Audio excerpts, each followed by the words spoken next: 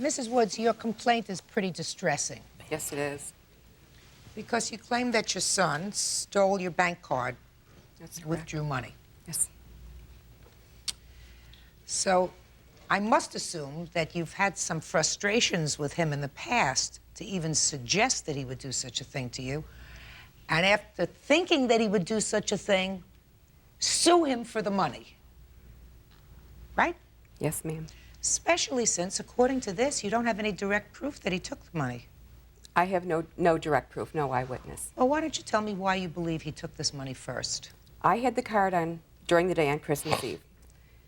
When I came into my house, I didn't put the card in my wallet. I set it on the counter in my kitchen. I live alone. My parents came over to visit that evening. They were the only other people in that house. Was your son living with you, or was he visiting? No, he came over to visit while my parents were still there.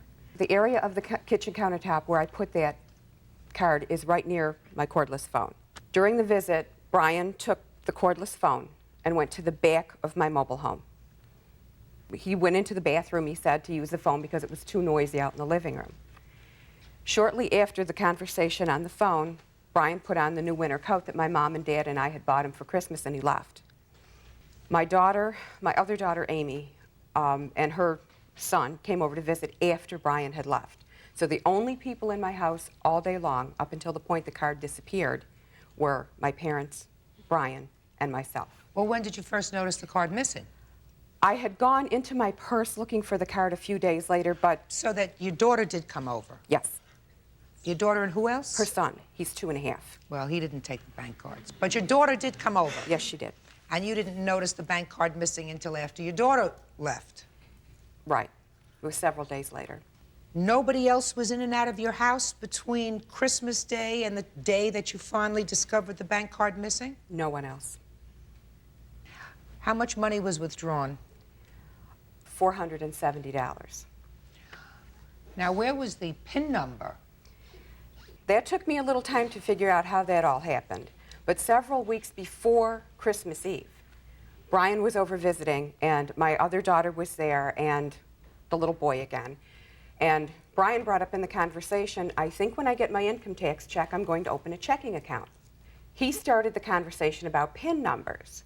And does the bank assign one, or how do you do that? And my daughter blurted out what hers was in reference to it being the birthday of a relative. And I did the same. Well, when you realized your bank card was missing, what did you do?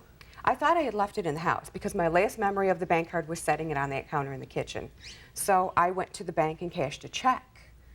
Several days after that, one of my colleagues had come in to my office from one of our out-of-town locations, and I was going to take her to dinner. My daughter came to my office at my request. I wrote her out a check and said, please run to the bank and cash this check. I need money for dinner tonight. She came back from the bank as white as a ghost and said, Mom, you've got a problem. There's no money in your account. I called the bank to find out what the problem was, and they started to read me off withdrawal, $50 on Christmas Eve, $20 on December 29th. Do you have a listing of those? Yes, I do. Let me take a look at it. And in total, it was $470? Yes, plus accumulated bank fees.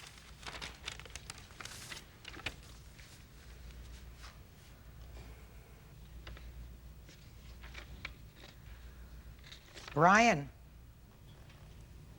how old are you? 19. How long haven't you been living at home? I lived there on and off. I've probably been out of there 3 years. You know anything about this bank card? No, I don't. The first I heard about it was after I had moved out of state. And it wasn't told directly to me, it was told to my sister. She told me about it, and the first thing I heard about it after that was being called, telling me that there was a lawsuit.